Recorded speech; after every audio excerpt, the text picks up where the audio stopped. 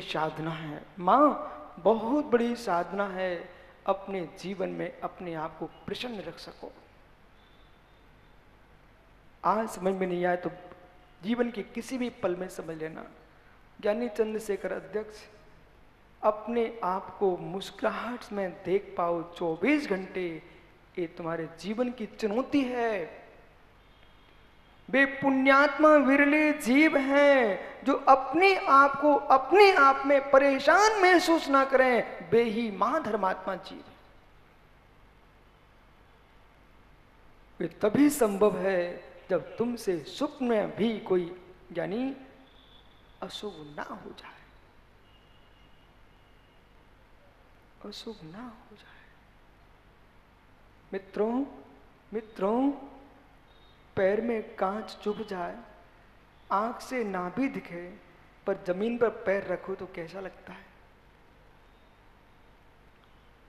यानी जैसे पैर में लगा कांट और कांच पग को रखने नहीं देता पृथ्वी पर ढंग से, ऐसे तेरे हृदय में कोई पाप हो गया, शल्य तुझे जीने नहीं देती ढंग से। शल्य तुम्हारे भीतर बैठी हुई है, वो शल्य तुम कैसे निकाल सकते हो? इसलिए आचार्य भगवान कह रहे हैं कि हे ज्ञानी, परित्यज्य अयोग्यम, जिसको मन गवाही ना देता हो उसे दूसरा गवाही कैसे दे सकता है? अयोग्यम परित्यज्य। पंडित जी पदम काला मित्र सुन रहे कि नहीं? कदाचित तू अपनी ऑफिस की कुर्सी भी घर में उठा लाया। मित्र, आज चिंतन करना, जो कुर्सी तुमको कल तक सुख दे रही थी, जब तक तो समझ में आएगा तो कुर्सी चुभना प्रारंभ हो जाएगी। दादा रोडमल जी, गोंद में कितना कचरा मिला के बेच डाला है। सोच लेना मित्र, सोच लेना मित्र, बमूल की कह करके और किसकी किसकी बेच डाली है। यानी सोच लेना, चोखे में खोटा कितना मिला डाला, तभी लोगों ने ठग बोलना शुरू कर दिया। ओहो दादा समझ, दादा समझ। इतने नहीं माँ, ये बड़ा विषय गजब का है। आपने मुनिराज को आहार दिए और कह रही थी महाराज जी इतना सा है, और जैसे उन्होंने अंजलि छोड़ी ऐसे पटक दिया। आप तो सोच रहे थे पुण्य मिल जाएगा, लेकिन साथ में मायाचारी भी हो गई है। कर्म तो बराबर करेगा, वो टलने वाला नहीं है, टलने वाला नहीं है। भाई ब्रह्मचारी बोले सेवा करने गया, बोले महाराज जी इतना सा मैं सेवा कर दूं, और इतना सा उसमें घी छपा डाला, तेल लगा डाला, हो गया नहीं। कर्म कहेगा बेटा, संभल के जीना पड़ेगा। सुन लो, अयोग्यम मां करो, अयोग्य मत करो। योग्यम मुक्तित्वात् आचरण, और योग जो है, जो मुक्ति का आचरण है, उसे तुम विवेक पूर्वक करो। मन में हो सो वचन उच्चारे, और वचन हो सो तन से करिए। पढ़ा कि नहीं आपने? पढ़ा है ना मित्र? पढ़ते पढ़ते बहुत दिन हो गए, बहुत दिन हो गए, बहुत दिन हो गए। अब पढ़ने का समय निकल चुका है। अब जीना सीखो, जीना सीखो, जीना सीखो। हृदय को टटोल लो। क्या नहीं हो? जितने सुंदर लेके चेहरे यहां आए हो, उतने सुंदर मन है। ज्ञानी हो, जितना सुंदर चेहरा लेके आए हो, उतना सुंदर मन है। जितना सुंदर शीशे के सामने चेहरा करते हो बेटा, उतना भगवान के सामने मन को सुंदर कर लो, तो शीशा देखने की जरूरत ही ना पड़े।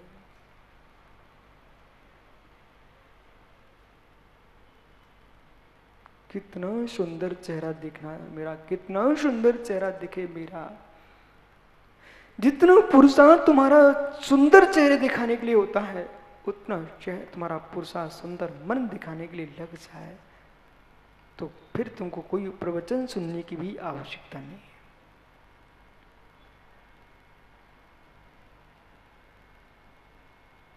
मत देखो मेरा चेहरा, मत देखो एक दूसरे के चेहरे, ज्ञानी अपना ही देख लो ना।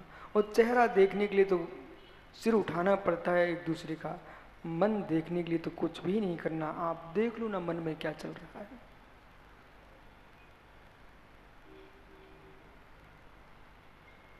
क्या मालूम आप लोगों को आज हो क्या गया है? बिल्कुल ऐसे ऐसे दिख रहे, ऐसे दिख रहे जैसे यहां कोई हो ही ना। मेरे से बात कर रहे हो कि अपने से बात कर रहे हो? सत्य बताना। कि सोने की इच्छा कर रहे कि सोच रहे हो? क्या चिंतन में चल रहा है?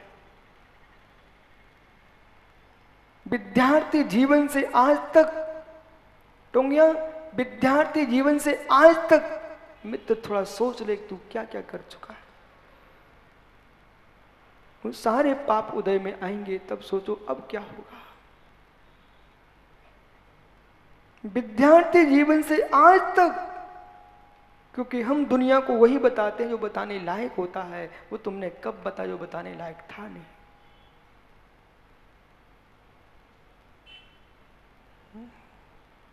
ये तो आप बोल देते गोयल जी कि मैं अपनी माँ के साथ छोटे से ही मंदिर में आता हूं, ये तुम हल्ला आज भी कर दोगे। पर मित्र तुमने कब कहा कि जब माँ के मंदिर में छोटे में आता था तो माँ माला फेरती थी और मैं मंदिर की चटकें खाता था?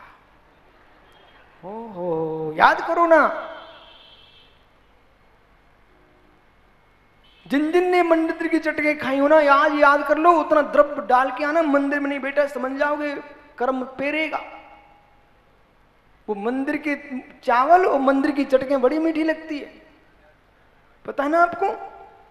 माँ माला फेरने बैठी और बेटे ने सीधी चटके उठाना शुरू किए। ओह, कैसे खाई थी निखिल? देखो ब्रह्मचारी बता रहा, बेटा प्रायश्चित ले लेना। वो सबके साथ हो जाता है। यदि ऐसा तुमने किया है तो ज्ञानी मैं तो उदाहरण दे रहा हूं कि आपने ये तो मेरे से कहा महाराज श्री मैं अपनी माँ के साथ रोज मंदिर आता था, पर बेटा ये कहाँ कहा है कि मंदिर आकर करते क्या थे। जब निर्वाण लाडू के दिन आए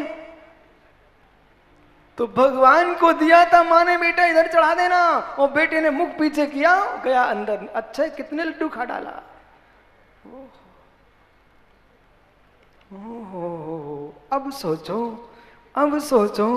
इतने ही नहीं, इतने ही नहीं, मालूम मालूम वो धूप चढ़ा रहा था, गंगवाल ज्ञानी धूप चढ़ा रहा था, और मालूम वो अध्यक्ष आया, अच्छी धूप चढ़ाई। हे अज्ञानी तूने क्या कर डाला? तीर्थंकर के पाद मूल में चढ़े चंदन धूप की तूने सुगंध लेकर के अरंत के पाद मूल में तूने घाण इंद्री का भोग भोगा था। वो कह रहा था ओ खुशबू अच्छी आ रही है, ओ तू वहां भोग भोग डाला, तू उस खुशबू के पैसे देगा क्या? अब सुन लो पारस भैया ये जिनवाणी, अब ये सुनो, अब जियो कैसे जीते हो आप। ओह भैया भैया सुनो ना। क्यों श्रावकी जी? जब पूजा करने जाते धीरे से बटन चटका देते पंखे का। हाँ हाँ हाँ ज्ञानी, वो जो बिल जा रहा है लाइट का वो मंदिर के द्रव्य से जा रहा है, और तुम मंदिर में आके निर्माल्य की हवा खा रहा है। सुन ले गदिया, जितने बेचारे दाता यहां दान दे के चले गए और तुम सब पंखे की हवा खा रहे हो। देखो देखो, ओह अब समझो जिनालय का बिजली का बिल चल रहा है कि नहीं चल रहा है? चल रहा है ना। ओ इतने महाज्ञानी लोग भी हैं, उधर मोबाइल लेके लगा देते मंदिर के बोर्ड में। ओह क्यों? उससे विद्युत खत्म नहीं होती? होती ना। उसका बिल आता कि नहीं आता? इन विचारों से कह देना, जहां जहां मंदिरों गए हो ना और जहां जहां धर्मशाला में तुमने चार्ज किए हैं उसका बिल दे के आना मंदिर कमेटी को।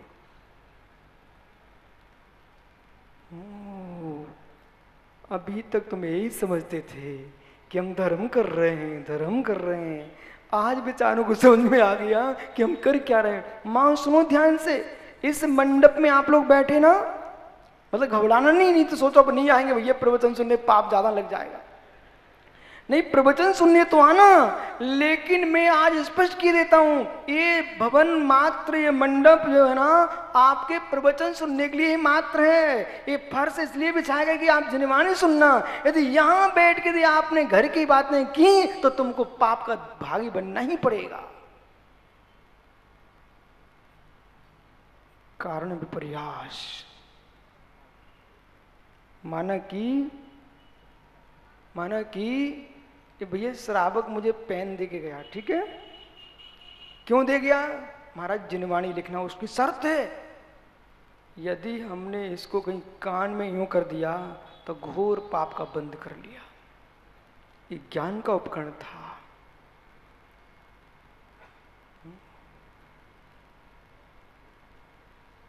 व्यवहार की व्याख्या कर रहा हूं तब भी तुम लोग इतने ठंडे हो। अब व्यवहार में जियो निश्चल, व्यवहार में जियो। तो व्यवहार का जीवन तुमको अब कठिन लगने लग गया तो निश्चय का जीवन कैसे जियोगे? इसलिए मित्र समझो विषय को। यदि आपने ज्ञानी उस आदमी का नाम सुना, एक अपने देश में गोपाल दास भरैया हुए हैं विद्वान, उस शासन के कर्मचारी थे। पहले ये बल्ब नहीं थे ना, तो वे मिट्टी के तेल का दिया जलाते थे। मालूम, जब तक वे सरकारी काम करते थे तब तक वही दीप जलता था, और जैसे ही उनका काम पूरा हुआ वो ज्ञानी अपने घर का दीप अपने घर के काम के लिए जलाता था।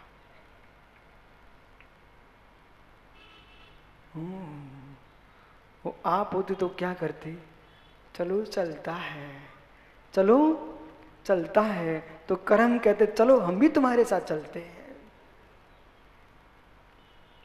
इसलिए चौधरी जी अब मित्र बड़े संभल के जीना। कोई भी जिनाले में बात करते मिल जाए तो उसे भैया भैया सुनो, अपन घर में ये बोल के नहीं आए कि वहां बातें करेंगे, ये छल हो जाएगा। घर में बोल के आए हैं कि भगवान की वंदना करने जा रहा हूं।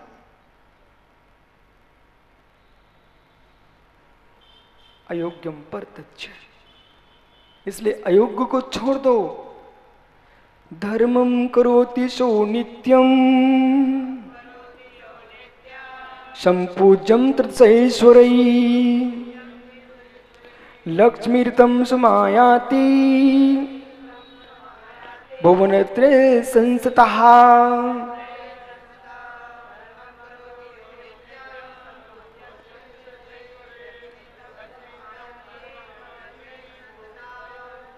ज्ञानियों, ऐसे निर्मल धर्म को जो प्राप्त कर लेता है वह परम फल को प्राप्त करता है। धर्मम करोति यो नित्यम, जो नित्य धर्म करता है वो संपूजन से स्वरई। जो ज्ञानियों इंद्रों के द्वारा पूज्य ऐसे धर्म को प्राप्त करता है उससे जीव को लक्ष्मीतम स्वम आयाति। ज्ञानियों, धन के पीछे मत भटको, तुम धर्म करोगे ना तो लक्ष्मी स्वयं तुम्हारे घर में भग के आएगी, और तुम धर्म छोड़ दोगे तो लक्ष्मी भी चली जाएगी। इसलिए तीन लोक में रहने वाली लक्ष्मी जो है ना स्वयं आपको प्राप्त हो जाएगी। इसलिए ज्ञानियों, जो देवों से पूज्य है ऐसे वीतराग धर्म का आश्रय लो। मित्र विश्वास रखो, विश्वास रखो। एक व्यक्ति सुबह से ठेकला लगा लेता गंगवाल जी, पर शाम को वो बेचारा उतना ही लेके आ पाता है। और एक से भगवान की पूजा करता है, फिर उपदेश सुनता है, स्वाध्याय करता है, फिर मुरादों को दान देता है, और घर में जाकर फिर भोजन करता है। बेचारे को कितना लेट हो गया, और जैसे ही दुकान पर पहुंचता है तो दिन भर बैठा कमाता उसको 1 घंटे में मिल जाता है। विश्वास तो हो, विश्वास तो हो, विश्वास तो हो। जाओ, आपका समय हो गया। सुरेश क्या हो गया, ऐसे तू चिंता में बैठा है? कल फिर आओगे? पर्यारी तो पुनः चर्चा करेंगे, पर अपने घर जाके बोल देना सबसे, धन की चिंता मत करो, धर्म करो, लक्ष्मी स्वयं आ जाएगी। हम सही बरसते हैं। तीर्थंकर जिनेन्द्र की पीयूष देशना जिनेन्द्रवाड़ी मनुष्यों जगत कल्याणी है। ये सर्वज्ञ शासन नमः सुशासन जयवंतो हो, जयवंतो बीतरा सुवर्ण संस्कृति। आचार्य प्रवर भगवत शकल कीर्ति स्वामी ग्रंथराज सुभाषित रत्नावली में वस्तु तत्व का बोध कराते हैं, समझा रहे हैं। अहो ज्ञानियों, वीतराग धर्म ही सर्वस्व है, वीतराग धर्म ही हितकारी है। कोटि कोटि भवों का पुण्य जो जीव का संचित होता है, तब कभी धर्म के प्रति आस्था का उद्भव होता है। तीव्र पाप क्रम की उदय में जीव को मोक्ष मार्गी और मोक्ष मार्ग का फल, इनके प्रति किंचित भी प्रशस्त परिणाम नहीं होते। ये मान के चलना कितने भवों में संचित किया है जीव ने, वह ध्रुव धाम जिन शासन की आराधना का फल, जिससे कि इसको पंच परमेष्टि के चरणों में बैठने के परिणाम हो रहे हैं। मित्र नहीं होते परिणाम भगवान के दर्शन करने के, आपको मालूम नहीं है। उन जीवों से पूछो जो भगवान के सामने आकर के उनको गाली देने के परिणाम हो रहे हैं उस जीव के। ऐसे जीव आज भी संसार में हैं, जो जिन प्रतिमा को देख करके उनके अशुभ भाव मन में आते हैं। हे ज्ञानी, जिस क्षण परिणामों की धारा यूं चल रही हो, जिन्हें बिंब को देख करके परिणाम अत्यंत अशुभ हो रहे हो, अपने हृदय को टटोल के पूछ लेना और तत्व निर्णय कर लेना।